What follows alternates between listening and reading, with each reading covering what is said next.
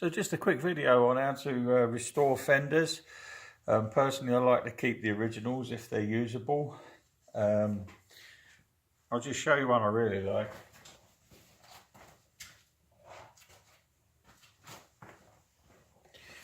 So it's an IT400 and these are the original side panels, and this has got a really nice bell raise sticker on it and a turn on the gas on dummy and stuff like that.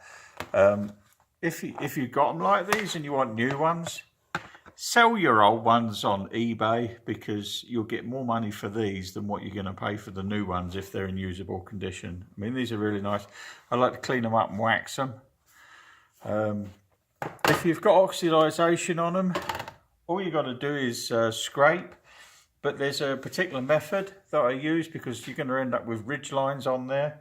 So get a really sharp Stanley blade, scrape it with that first, and go in the direction of the arc, like go across the arc, and make sure you don't dig in, and you follow that. And what I like to do afterwards is to get some nice fresh wet and dry paper, a 400, and take all your lines out, because you're going to leave little ridges.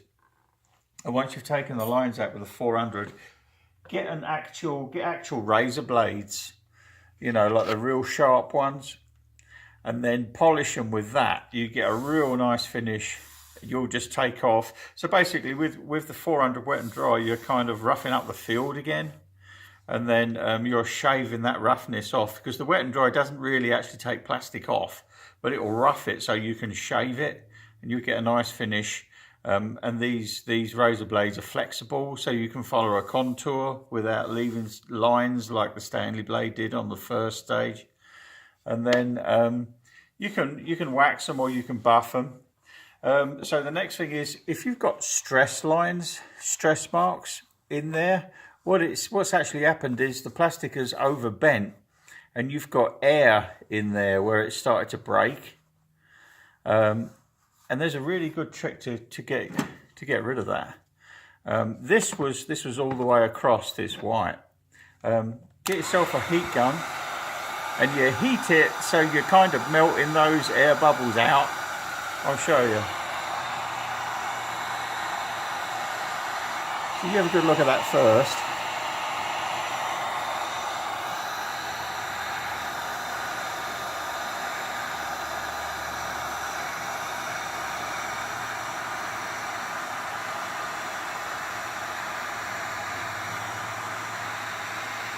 It's always nice to keep the original plastic, because you know, it's all going to match. It's got a nice faded tone. I mean, once you get rid of that horrible oxidization, then they're quite nice and they're good to go again. So there's that stress, those stress marks coming out of that. You've got to get it good and hot. I've got, this is a DeWalt gun.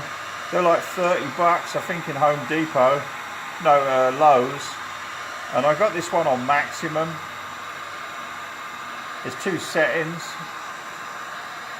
You've got to keep moving, but you've got to get it hot also. You know, if you've got an old piece of plastic, you could do some trial and error on it. And with any luck, you start getting this gloss coming up on there, and that gloss will go. It's not going to stay glossy, but that's telling you that the polymers in there, the molecules are softening up. And we've got some more stress in that area. I'll show you that going away.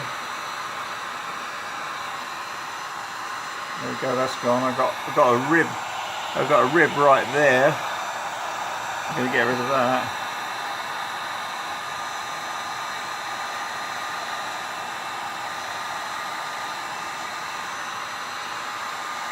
Call it a rib. I mean, the mark looked like a rib, you know, it's like a wishbone.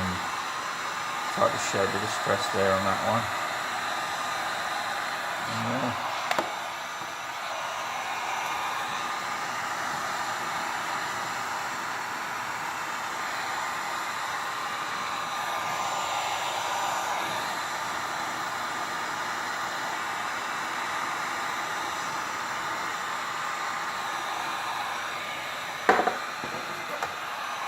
So there, I mean, we've got a pretty nice vintage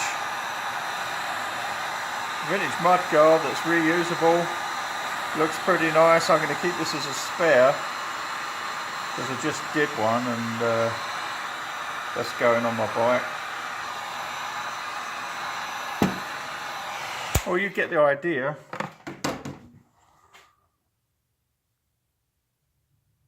So those stress marks pretty much gone. And that is how you do that. Thank you for watching.